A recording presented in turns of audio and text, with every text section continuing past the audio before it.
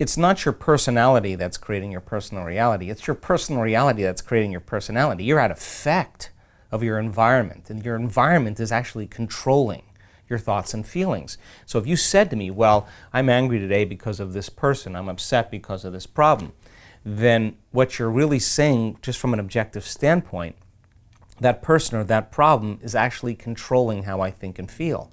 Which means if I'm reacting to the conditions in my environment, then for the most part I'm a victim to my environment. But turning the battleship around, turning that model around, because how you think and how you feel should begin to produce an effect in your life if you were able to change it.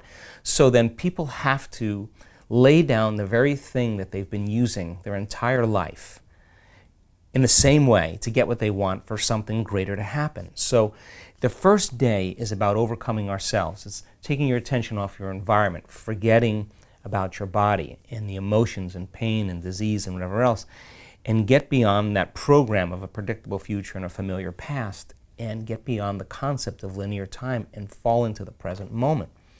And that formula then has a biological effect in the brain and body that we can actually anticipate, expect, predict when we see a person starting to overcome themselves. And after looking at enough brain scans, I saw then that people were able to get beyond themselves to move into that creative state. So is that where creativity happens, when you separate yourself from yourself?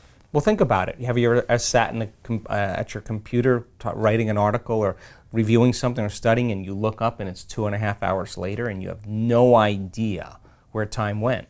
You lost track of the space you were in and the predictable time of the next moment. And when you lose track of space and time, if where you place your attention is where you place your energy, and you have no attention in this three-dimensional reality, then all of your attention is in a realm of thought, and we would call that the quantum. So now, you can't enter the quantum field as a somebody. You have to enter as a nobody. So when you begin to get beyond yourself, what is your environment made of? People, objects, things, places, well, your body in space and time. So when you take your attention off all of those elements, you're disinvesting your attention and energy out of this three-dimensional reality, and you're placing your attention and energy in that field of possibilities. Now, what's the relevance of that? Well, think about it. Most people are their bodies trying to heal their bodies. Most people are their personality trying to change some aspect of their personality. They're trying to create some new future event, but they're wrapped up in the routine and program of how they live their life in the same ways. Sounds ridiculous when you put it that way.